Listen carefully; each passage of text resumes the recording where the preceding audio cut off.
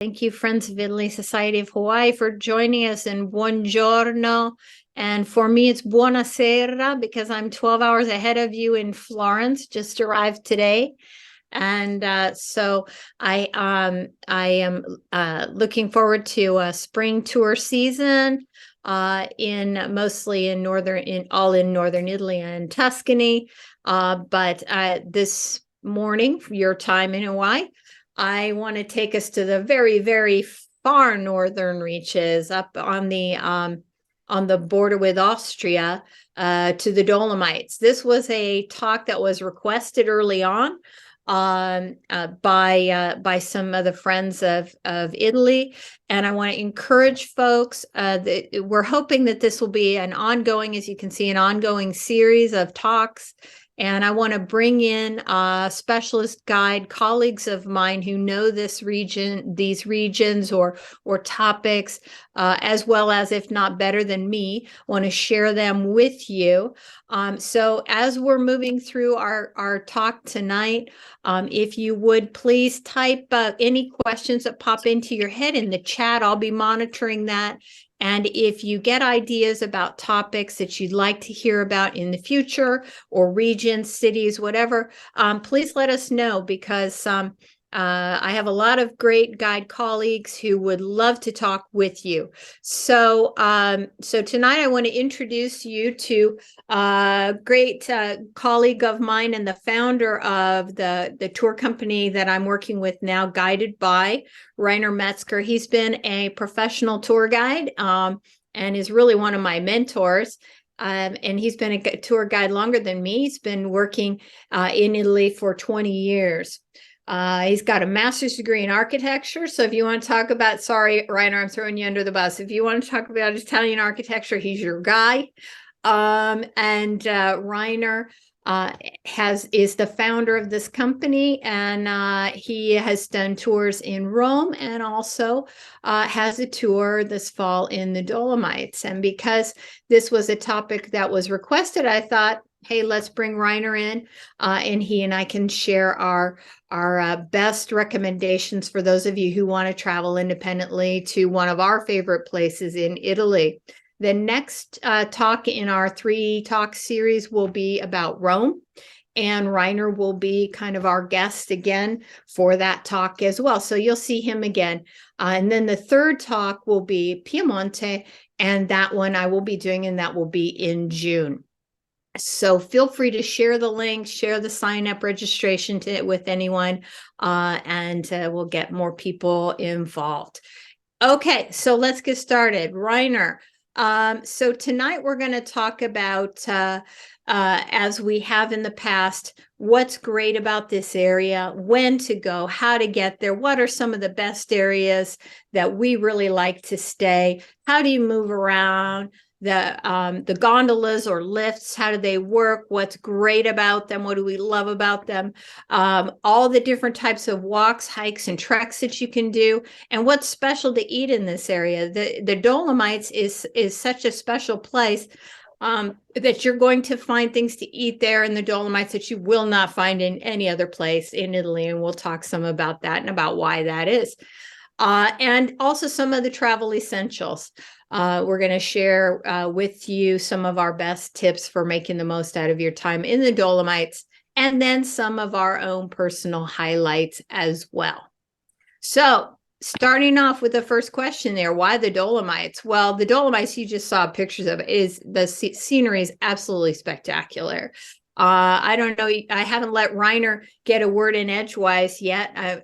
He does have his mic on, but it is such a unique and spectacular part. It's right next to the Alps, might even kind of be blended in with the Alps, but when you see those really jagged peaks, you know you're in the Dolomites.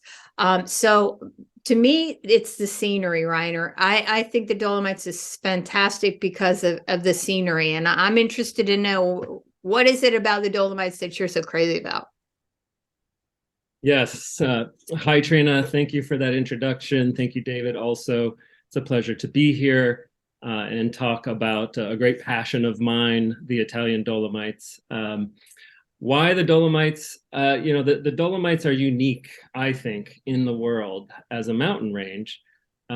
One, because of their unique geology, they're incredibly beautiful, but also they are very accessible.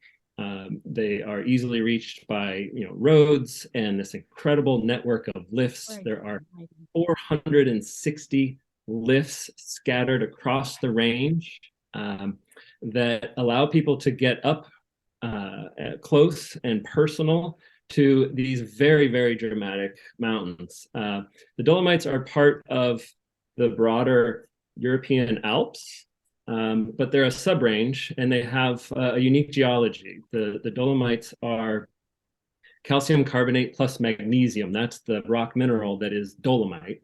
And it's this rock mineral that makes them shaped differently. It makes them appear different. They tend to be subsea beds that were lifted up because of plate tectonics, when the Italian peninsula slammed into the European continent. And so because of their mineral composition, they break and shear due to all that plate tectonic activity in a way that's different from the broader Alps. So you tend to get these layers of, these are basically sea crustaceans that have fallen to the seabed and then compressed, and then were lifted up above sea level into the air. And so this image here, I think, shows us, those sort of layers, those striations that you get in these kind of rock massifs that tend to be either kind of rectangular shaped with sheer cliffs and a kind of flat top, similar to what we see here, or you get these very dramatic rock spires that are these vertical peaks that just shoot up out of the ground that are incredibly beautiful. And there are just some really amazing places where you get up close and really feel, the power of the earth and these shifting plates beneath our feet. There are very dramatic places where you go, like here at Seceda, the ridge of Seceda, where you feel like you've literally walked to the edge of the earth, right? Even though in reality, you're just a few hours drive from Venice. So here's a good example of the central Dolomites. The Dolomites range in elevation. There are valley towns that are 3,000 and 4,000 feet of elevation, going all the way up to the tree line at maybe 5,000 or 6,000 feet, and then you have ridges like we see here in this photo that might be 7,000, 8,000 feet, and then the Dolomites top out at 10,000 and 11,000 feet. The highest peak is only 11,000 feet of elevation. It's glaciated. It's the Marmolada, and so you don't have great altitude like you might expect in the Himalayas or the Rockies, but you have these very compressed and very dramatic mountains that allow people to access them and get up close and personal. Trina, you're on. I can see you talking there. I know you're queued up here, but you're also. Yeah, I was trying to be really good about muting myself. So I saw some snow on one of those images, and I've also been up there when there have been beautiful spring high level alpine flowers. Now I've been there when it's been snowing. I've been up there when it's been foggy. I've been up there when I've been in shorts and a t-shirt and it's been hotter than it gets in Hawaii in the summertime. And there are definitely times to be there and really times when not to be there. It has a winter ski season, as you mentioned, and the summer ski season. And I'm usually there between May and September. Personally, I think for weather, August, September is fantastic. What's your recommendation for people about when to go and really when not to go? Because there are definitely periods not to go. Right. Yes. So when to go to the Dolomites? The Dolomites are a famous area for skiing, for wintertime skiing, of course. And so you see that here in the image on the left. I love going to the Dolomites for the hiking. I think Trina does as well. Very popular place to go for summer walks, hikes, and treks. So there are two seasons here that we have to be aware of. The best time to go, I'm going to focus on the hiking here. And the best time to go for, enjoying the good weather and being outdoors and the fresh mountain air is definitely, the end of May through about the end of September. These are, this is the period for hiking. This is when most of the lifts are running, allowing you to, get up to high elevations, and begin either your sightseeing or your walks or your treks from there. The high season for summer hiking is going to be July and August, especially August, because August is a month when a lot of Italians will, as you all probably well know, a lot of Italians take several weeks, if not the entire month, if they can, of August off. It's Ferragosto. It is vacation season. And a lot of people will try to beat the heat by going to the higher elevations of the Dolomites, get that cool mountain air. So that makes my favorite 2 months for hiking in the Dolomites: June, just before the peak summer season, and September. After the Ferragosto holiday, everybody goes back down to the cities and back to work, so to speak. If you're interested in winter skiing, of course, there's hundreds of places skiing in the Dolomites. That would be in December, January, and February, leading all the way up until Easter, right about now. The periods that you really need to avoid are going to be after Easter, so second half of April into May. Okay, don't go to the Dolomites. The Dolomites are really well set up for tourism. That is the off season between the winter skiing and the summer hiking. The towns empty out. All of the staff that work in the Dolomites to support the industry there, they're all on vacation. The fields are sort of brown with melting muddy snow. Okay, don't make the mistake of going the end of April, early May. If what you want to do is go hiking. And the same is true for October into first half of November or so, before the snow really flies in accumulation. Same thing, the towns will be empty and the lifts aren't running, and so there isn't a whole lot of reason to go if what you want to do is hike. Okay, and then if you can, I really recommend spending a week in the Dolomites, split between a couple of different places, which we'll talk about here. But people go, do longer treks of 10 days, 2 weeks, or as long as you like to spend in the mountains. Okay, so as our slide there says, how to get there. Now, I'm a big fan of public transportation. I like to just not worry about where to park, how to move around, that kind of thing.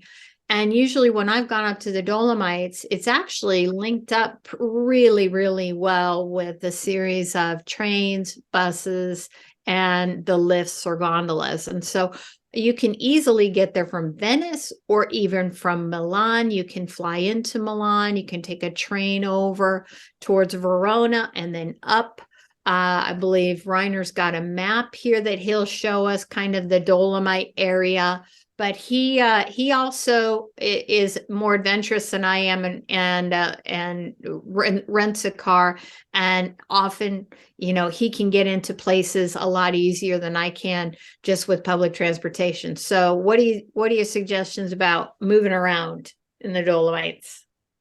Yeah, so the Dolomites are really well connected with public transportation, as Trina said. So the closest big international airport is Venice. And if you're planning, a long trip to Italy or Europe in general, and you're interested in going to the Dolomites, I highly recommend, because the thing to do in the Dolomites is to get outside and to walk and to hike and be in nature. I would recommend using, Venice as a place to fly into from, far away to begin your trip, because you can land in Venice, okay, and then make your way up to the Dolomites using public transportation. So how do you get there? From the Venice train station, this is a loop here that is my kind of recommended way to sort of travel around the Dolomites in a loop.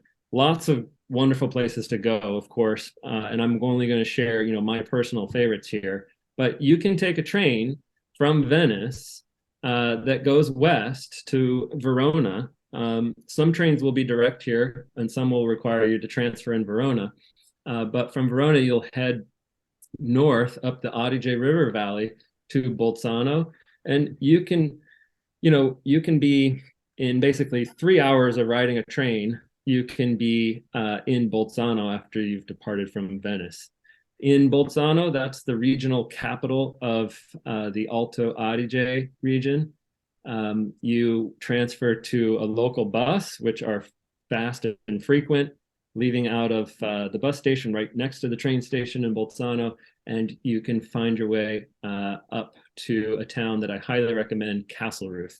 So I like to sort of make my recommendation to split about a week or so if you have, with at least 3 nights in this beautiful little town, Castelruth. I'll show you here and coming up in a little bit. And then Cortina, D'Ampezzo, which is kind of in the sort of central eastern part of the Dolomites. You're going to find that the Dolomites is a sort of bicultural region in Italy. The Italian Dolomites were actually part of Austria before World War I. And due to World War I, the region was assumed by Italy. And so the region is kind of split in half between the kind of culturally Austrian part, which is called the Alto Adige or Trentino part, okay? And then you have the Veneto and Friuli, Venezia Giulia also over to the east. So basically that's the Italian side of the Dolomites. And so there is actually, you can kind of draw a rough line through the range that separates the German-speaking part from the Italian-speaking part. And so that makes it a really interesting region culturally, because you have this kind of mix of more Germanic Austrian culture with the Italian. So trains and local buses really well set up will get you into the Dolomites. There are even local buses that will traverse the high passes going through the central part of the range, connecting Castelruth in the Alto Adige and Cortina, which is in the Veneto. And there are bus schedules posted online, and of course at the bus stations and at hotels that you might stay along the way. You can also rent a car. I do that frequently because I like to kind of get off of the beaten path sometimes. Get a deal on a car for a week or so, just a little fuel efficient car that will take you up the hills and up the very curvy roads if you like that kind of thing. But the point is that you don't need to have a car. You can easily make use of the really good, fast and frequent public transportation. All right. And you have segued us into the best areas to stay. And you mentioned one that I really love, Castelruth or Castelrotto in Italian, also the Alpe di Siusi, but also some areas that are favorites of yours. I have stayed frequently at Castelruth and the Alpe di Siusi, and I love them because of their really easy access with public transportation and lifts, all kinds of different hikes. But I'm really interested to see what else you have to add to those two ideas, and you can see them very nicely on Rainer's map there.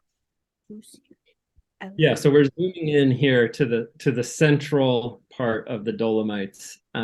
And like I said, this area is sort of bicultural. It's bilingual as well, trilingual even, if you include some of the native languages going back thousands of years.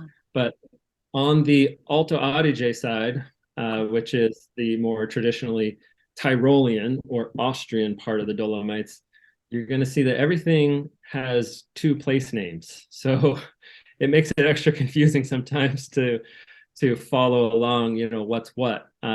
But the town of Castleruth is a beautiful, charming little town that is a kind of gateway to one of the best regions for doing easy walks and hikes, moderate hikes, called the Alpe di Siusi. This is actually a UNESCO World Heritage Site. It's a high alpine meadow. Here it is.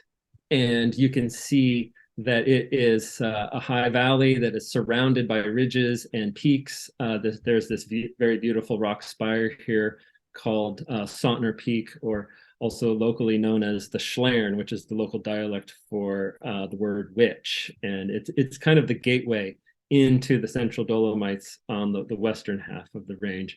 And you see these beautiful little towns dotting the valleys with these gorgeous churches marked by their tall towers, and the onion dome that comes from the north. This is in Italy. The Dolomites are sort of the southernmost point where you find those onion domes on tops of churches and bell towers.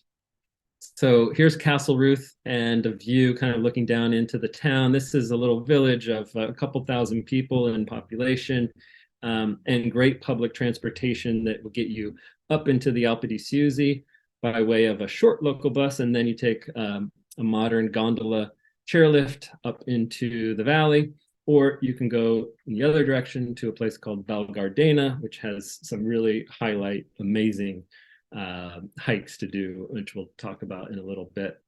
The Alpe di Siusi is dairy country in the summer, so the local dairy farmers will bring their herds up into the Alpe di Siusi once all the snows melt, and the cows then feed off of the most verdant, beautiful grass. I mean, the grass is it almost makes me hungry in a way. It's so lush and green, and it's very famous for wildflowers, of course, as well. And the dairy industry up here is world famous. It's all organic production, and there's a really great network of milk trucks that you see zipping along the farm roads, picking up these containers and producing wonderful yogurts and cheeses and milks and dairy products that you always will find at your hotel on the breakfast buffet spread. The Alpe di Siusi is sort of gentle terrain, lots of easy trails, roads, and here we see a chairlift heading up the hills, and a lot of people will use the chairlift to get up high and then hike downhill. Find that's a bit easier. So this is a great place to go and just get introduced to the Dolomites, because it's very easy to get around and enjoy hikes. Then the other place that I like to recommend people go and kind of use as a base for 3 days or so and do sort of hikes and day trips out of is Cortina d'Ampezzo, also just known as Cortina. So traversing from Castleruth, the Germanic Tyrolean part, over to Cortina, which is in the Veneto. This is very much the Italian part of the Dolomites.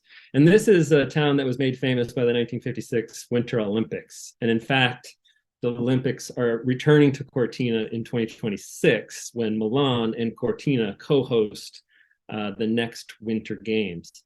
So this is a pretty well-established town. It is right in the middle of this valley. Here you can see there's Cortina looking down one of the lifts rising above the town. And it's full of hotels and great restaurants and even a little bit of shopping. This is the one place where, there's a little bit of a ski scene in the Dolomites. But the Cortina is so centrally well located, and it's so well set up with public transportation. It's easy to get to a lot of really great places using Cortina as a home base. And here's just an example of one of the places that you can get to from Cortina. This is a place called Lagazzoi, which is an open air museum for World War I ruins, which we'll talk about in a little bit. And then there are cable cars and lifts that will take you up to 9,000 and 10,000 feet of elevation, where you get that sort of those big iconic views across the range of the Dolomites. We saw this image earlier. So now we talk a little bit about the lifts. Trina, you've been on the lifts, right? What do you What are your thoughts about riding The the lift? lifts are wonderful. So I like to hike. I like to walk. My husband's a much better hiker. So is my brother. And they can do more of the more rugged rock climbing and scaling altitude a lot better than me. But that's a great thing about the Alpe di Siusi and a lot of these places is they have these alpine meadows, and you can walk and then take a lift up and then just have lunch at one of these wonderful huts. And we'll talk about food in a minute. But you can have lunch at one of these wonderful huts. And then if you don't want, you can just hike back down. I like going downhill better than going up. You can go downhill if you want to, or you can just ride the lift right back down again. So you can go up and you can have these wonderful views. The views from the lifts are phenomenal. So I use the lifts regularly. Yeah, you tell us about your favorite lifts, Rainer. Yeah, okay. Well, we already saw, an example of a chairlift that you might see at a ski area, but there are incredible lifts, new high-tech gondolas like we see here. Here, this is a cable car at the Pordoi Pass that goes up rather dramatically, a couple thousand feet. This one goes up to about 9,000 feet of elevation. And so you can see how very quickly you can get up high just using some of the gondolas and cable cars. And as I And mentioned before, I am more interested in the walking and the hiking, but Reiner has done more of what we might call the trekking, going from hut to hut to hut. And a great thing about Europe, in Hawaii, we have fantastic hikes, and we have some multi-day hikes like on Maui, in Haleakala, or on Kauai and the Napali coast. But here you can go for days and days and days and hike from hut to hut to hut. I have never done that, but would really like to someday. So you really have a great variety in terms of the walking, just gentle mountain pasture, even on a paved road, or all the way up to really rock climbing. yeah, that's right. So like as you alluded to, Trina, the hiking is really all ages and abilities. You can take some of these big lifts, get up high, have those iconic views, and there's always a little bar, a little cafe there where you could get food and drink, hot chocolate and coffee and all that good stuff. And then you can just ride the lift back down. Or you can begin, hiking on some of the trails. So this was an image we saw earlier that has a kind of dirt road trail. This is the same road that the trucks will take up to serve some of these hotels that you see in the image. And they're really gentle and well maintained and easy to navigate. And then, of course, here's a picture. Trina lent us this photo. I love this photo because it shows, kind of how well set up the trails are. One, with this boardwalk across a kind of muddy area, sort of drainage area. But there's Trina, enjoying a Dolomite hike, and she's got her Hawaiian slippers on. It looks like, and so all is to say that. The Dolomites don't have to be for the adventurous, trekkers. We'll get into that. Of course, you can do all of that, but it also is just a wonderful place to get out into nature and to enjoy these really well-maintained, well-trodden paths. Here you can see some day hikers on the path here. We're only just a short walk from a big cable car that takes us up to this ridge here called Secheda. And people have just a light pair of hiking shoes on. The people in the image there are also wearing jeans and everything, so in some cases no special gear is even really required, though you do need to be prepared for weather. It's so well organized up there that there are signs at every sort of trail junction that will point you in the direction of the next sort of place on your hiking map. And it's a little hard to see here on the signs, but I don't know if you can see my cursor, but they always give you a time estimate about how many minutes it takes the average person to walk to the next indication on these signs. And it makes it really easy to navigate your way around. Here's another popular hike to the Tre Cime di Lavaredo. We'll see images of that coming up. And this is a gentle path, again, really well maintained. But here folks are, about an hour's walk from the beginning, from the trailhead, and where there's a hut. And so you do have to bring rain protection because it's drizzling in this photo. And so people are sort of bundled up. Obviously, you're still in the mountains and you need to be prepared for all kinds of weather. This is a hike on a catwalk that is up at about 10,000 feet of elevation, not far from a cable car. And so you can see it's really well set up for day visitors and really, less adventurous people to come and enjoy. Then you can obviously get into mountain trails, which there are thousands of kilometers of mountain trails that you can take that go up and down, all degrees of challenge and difficulty. And so it's a good idea if you're going to do mountain paths to have, sturdy walking shoes, hiking boots even. And some people like to bring trekking poles. You can buy those there. They're sold in every town, has all those, has shops with outdoor gear. You don't necessarily need to bring them with you if you don't want to. And then a day bag, of course, to carry a little bit of water and some rain gear, camera, that sort of stuff. And here's a more challenging trail that is going along the base of a cliff with spectacular scenery and rock faces around. The views just get spectacular the higher you go up.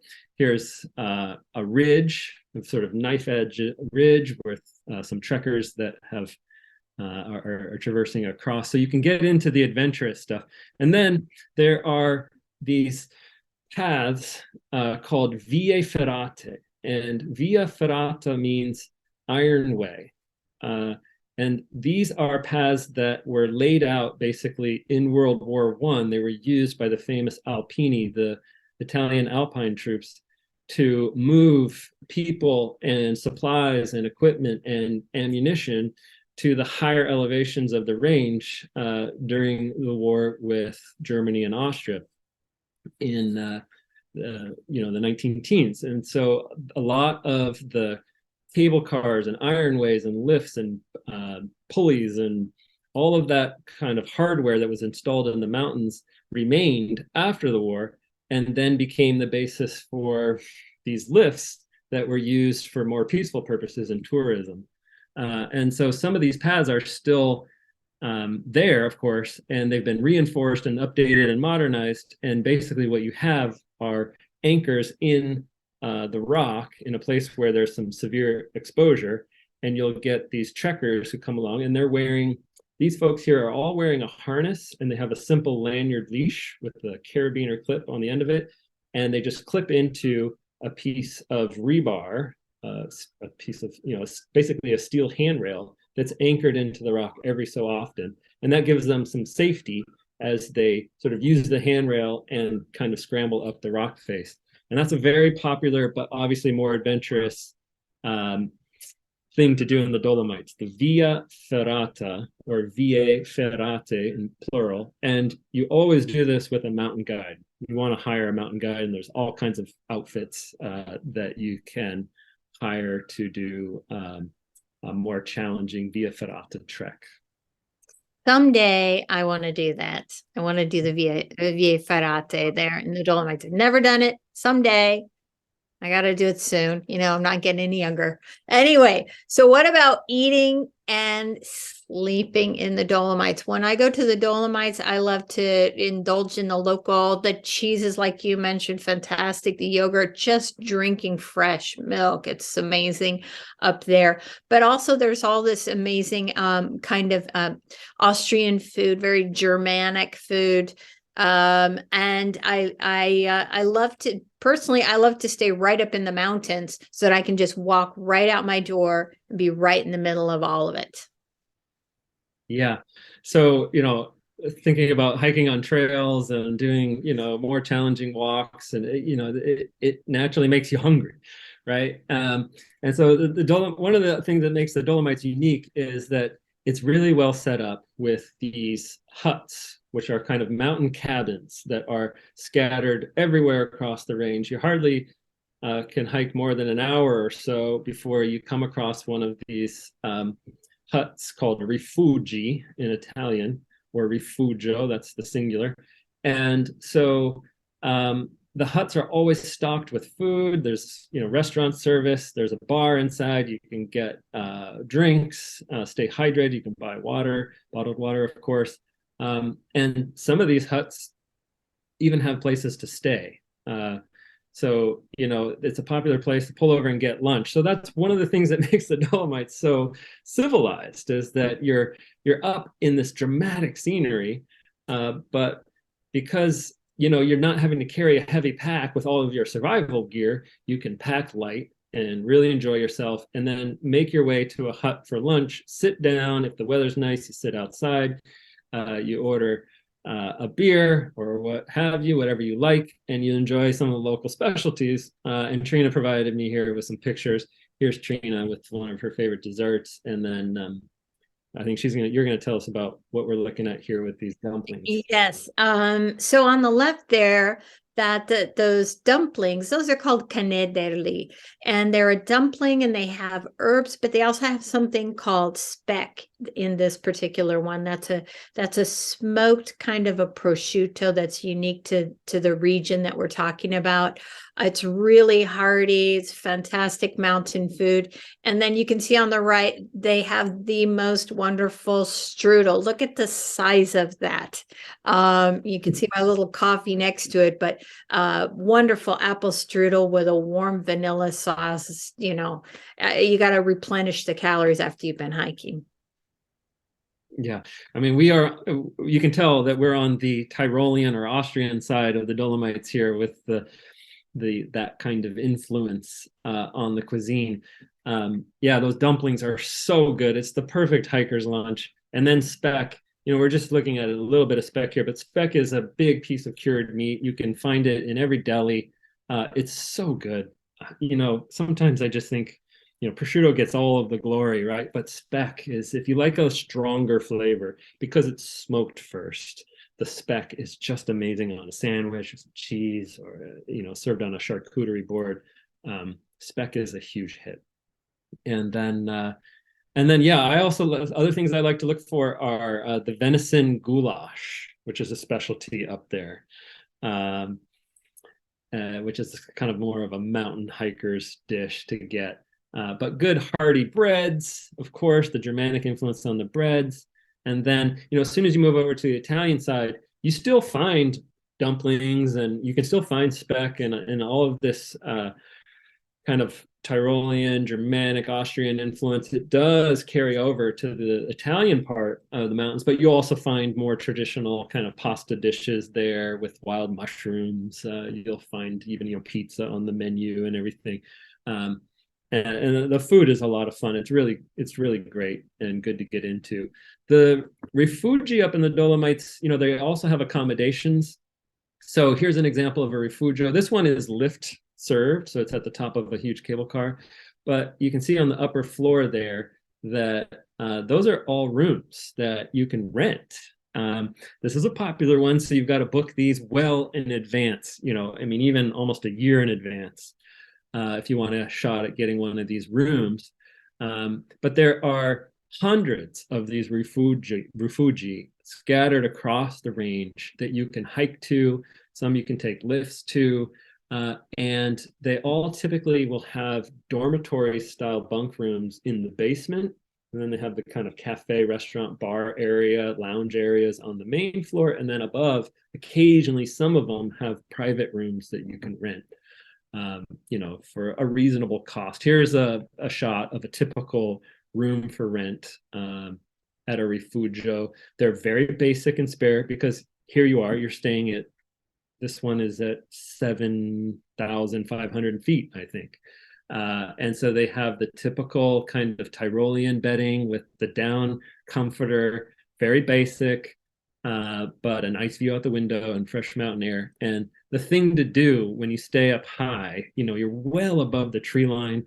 The views are spectacular.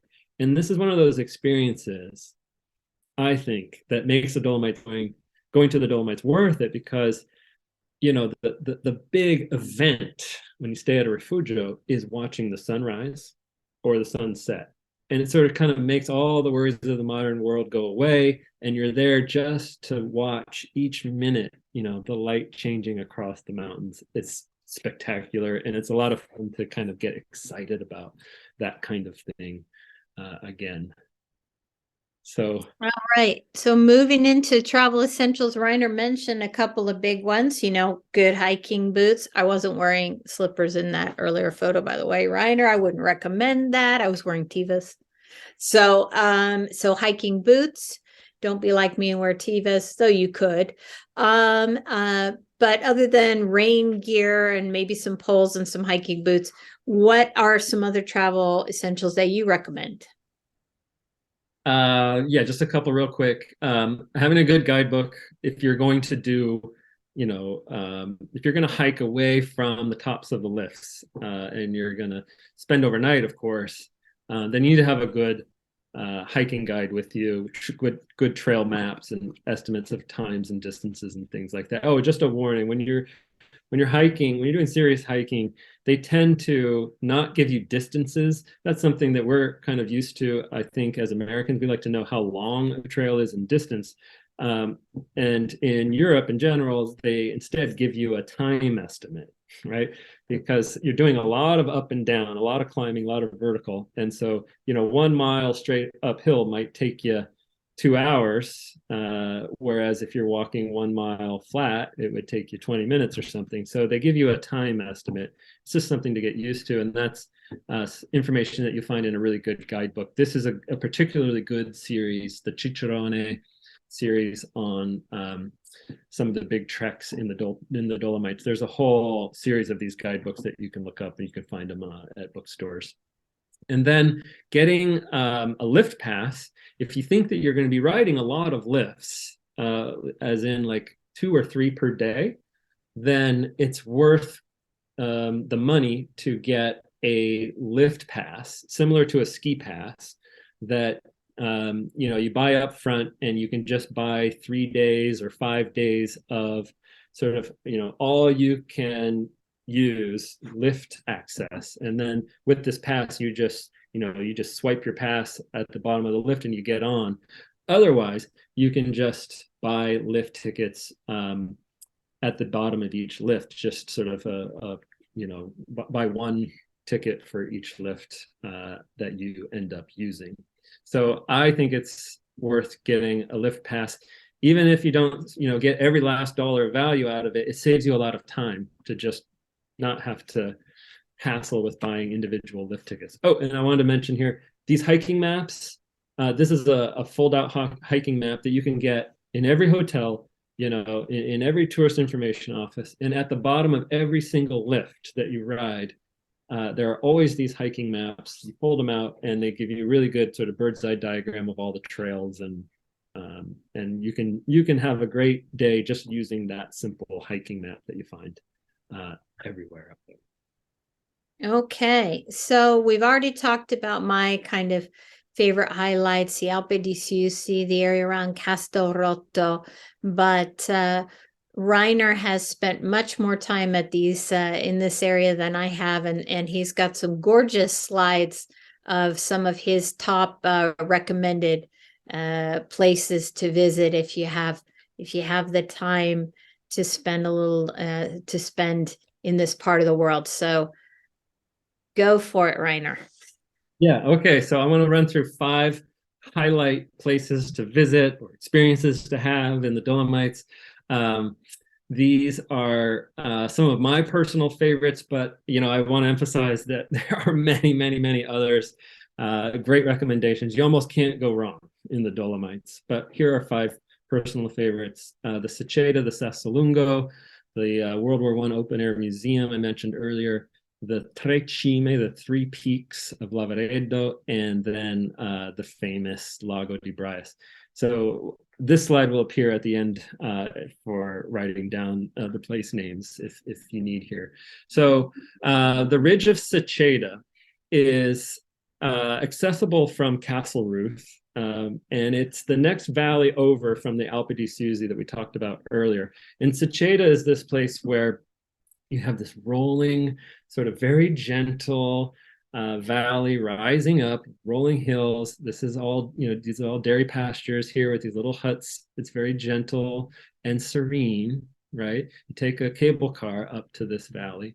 I wanted to mention here, I love this photo because, just to show how accessible the Dolomites are. Here, I took a picture of these guys on the trail here, and you can see the guy down here, he has a suitcase, rolling his suitcase along the trail, which is sort of blows my mind as an American outdoor enthusiast, that here you just, I guess, bring your suitcase. But no, the Siceda Ridge is one of the most dramatic places. You have these peaks that are just sort of, you can feel the power of the earth just literally lifting them up into the air. And here you have lots of, photo opportunities of people, walking in these fields of wildflowers, or hopefully staying on the trail, but getting off a little bit to have this experience where, you can walk right up close to the edge of this cliff and get these incredible views of what are called the Udle group of rock spires that kind of follow along this crust that has been so dramatically lifted up into the air. So that's Siceda.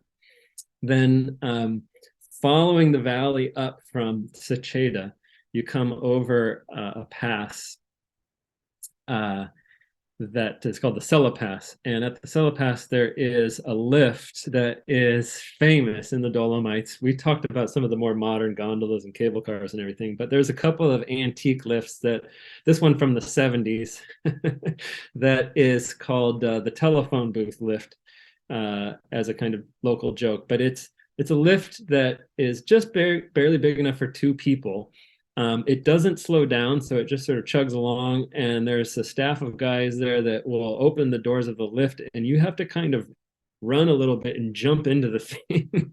And it picks you up and it takes you, way up high, close to these cliffs, to a place is between two big rock spires where there's always a bunch of climbers and outdoor adventurers that are making their way up along the Vie Ferrate. But there's a rifugio there. You can have a great lunch with a fantastic view riding this rather odd telephone booth lift called the Sassolungo. Then one of the more kind of historically meaningful places, which is actually a deeply moving experience to have, I think, is to go and visit one of the many World War I open air museums. This is a particularly good one that is just a short drive from Cortina, called Lagazzoi. It's at a pass called Passo Falzarego, and it's served by a cable car that will take you up to, what is this, about 9,000 feet or so.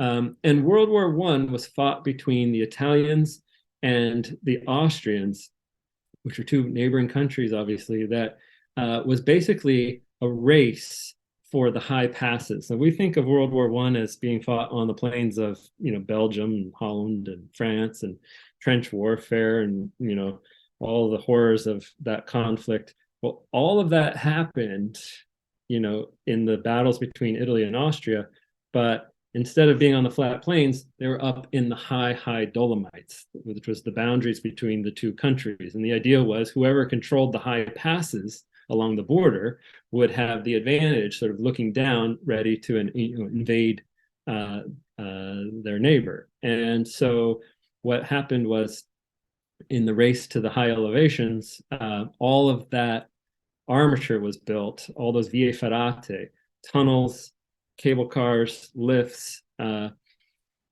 and so for 3 winters in World War I, the Austrians and the Italians basically fought a war of attrition, and more or less was a stalemate. It's more complicated than that, but here at Lagazzoi, there was an incredible network of tunnels that was excavated out, where from the friendly side of the mountain, both the Austrians and the Italians used this technique of tunneling vertically, kind of creating these tunnel staircases that would go up through the cliffs to the higher elevations, where they would pop out and have then an advantageous view down to the enemy where they could fire downwards. In the Dolomites, your artillery fire didn't have to necessarily be accurate. It just had to be uphill of the enemy, because you could let the rock exploding or the snow cascading down in an avalanche do the damage for you. So thus this incredible network of tunnels. Here's a good image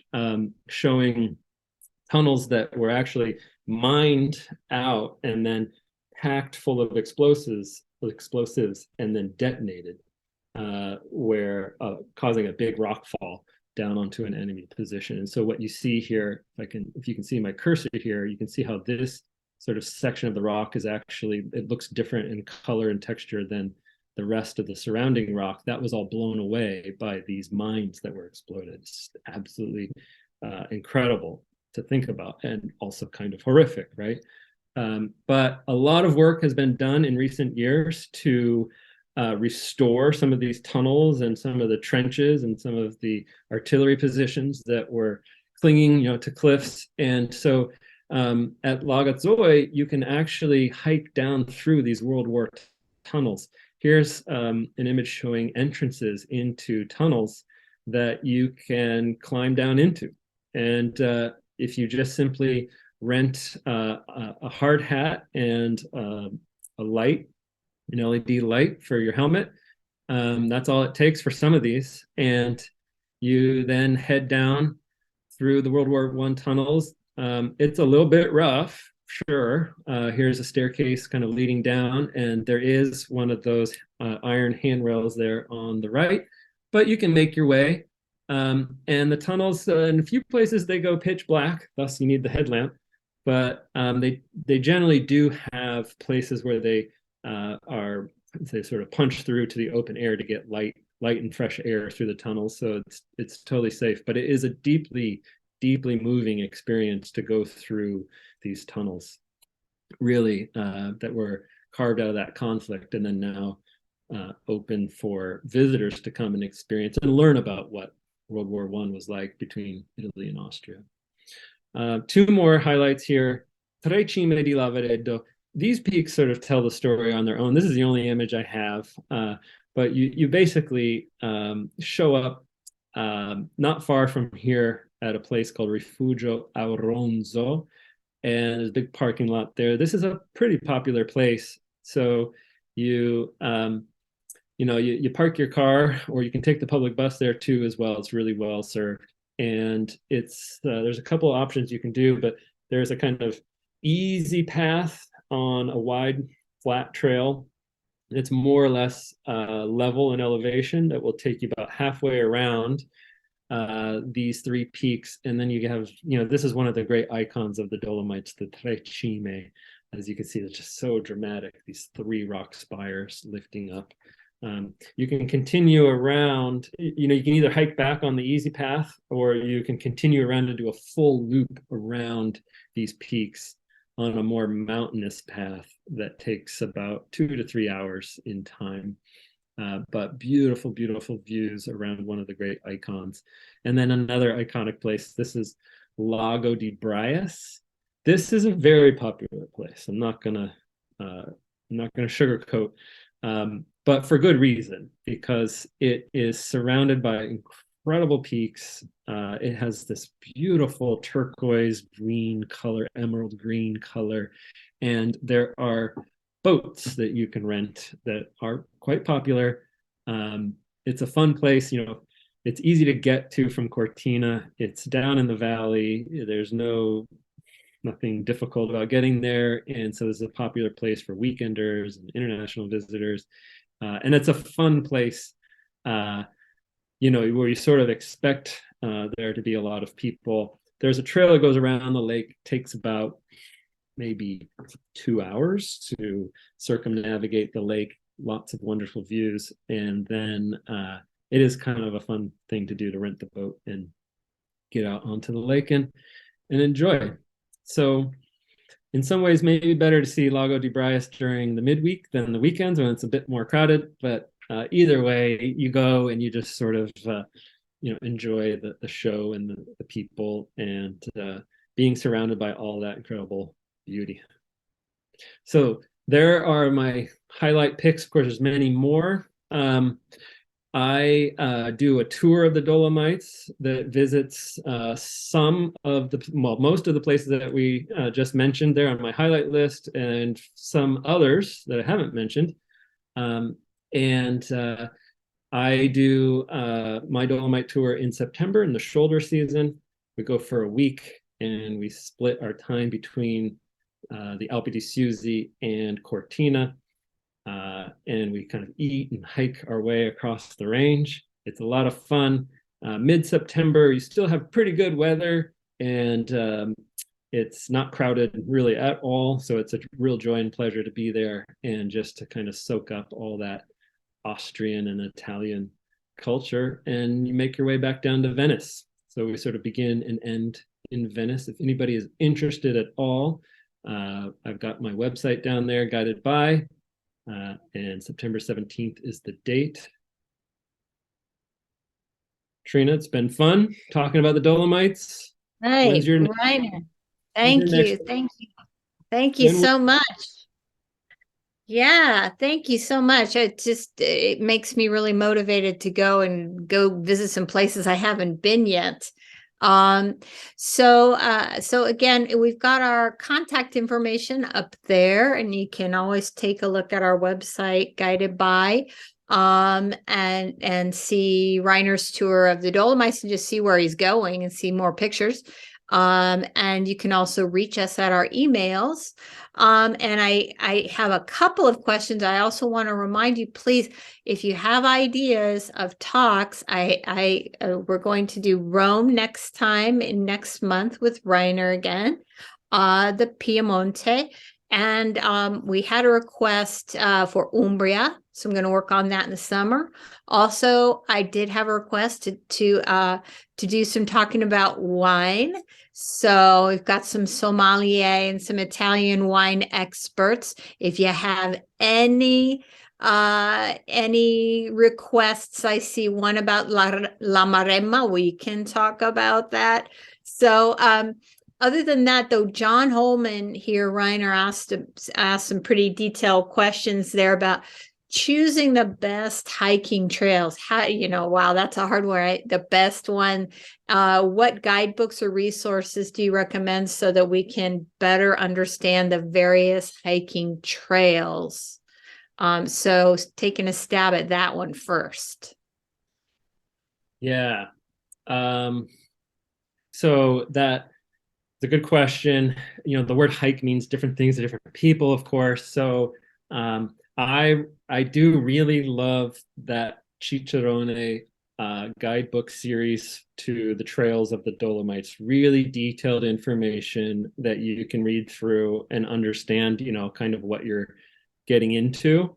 Let's see. Also, Rick Steves does have a guidebook on Alpine Europe that includes a section on the Dolomites. So that will have information also on, the French Alps and the Slovenian Alps and all kinds of hikes and treks that you can do across the broader Alps range. But for the Dolomites specifically, you can't beat all the information that is packed into the Cicerone guides that you find on Amazon or anywhere else. But in terms of picking trails.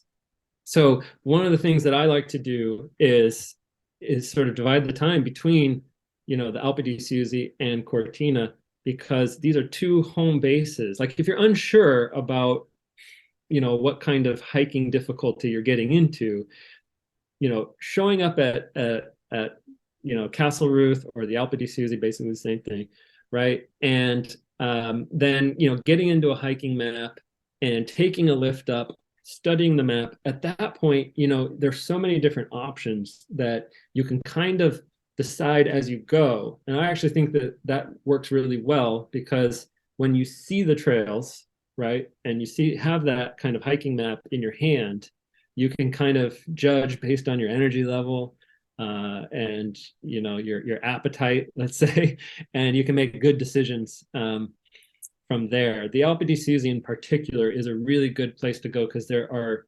dozens, scores of hikes that you can do of, easy to moderate levels of difficulty, and you can kind of just decide as you go. So that's why that's such a great home base for a few days. And likewise with Cortina, you have kind of more day trips leading out, where you use a bus or your own private car to get to places.